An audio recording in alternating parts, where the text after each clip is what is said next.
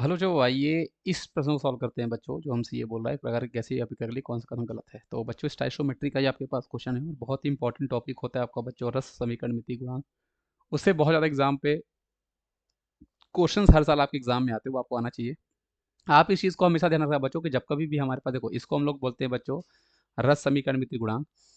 आप जब कभी भी मोल होगा, है ना, जब कभी भी आपके पास मोल होगा या कभी भी आपके पास वॉल्यूम होगा, आयतन होगा, या जब कभी भी बच्चों आपके पास नंबर ऑफ पार्टिकल्स होगा, है ना, मतलब अणुओं की संख्या, इसके लिए आप डायरेक्टली स्टाइशोमेट्रिक कोफिशिएंट यूज़ कर सकते हो। मतलब आप ऐसा बोल सकते हो कि ए का 1 लीटर, बी का बी लीटर मिलकर सी और डी देते हैं, तो ये बिल्कुल सही हमारे पास है बच्चों।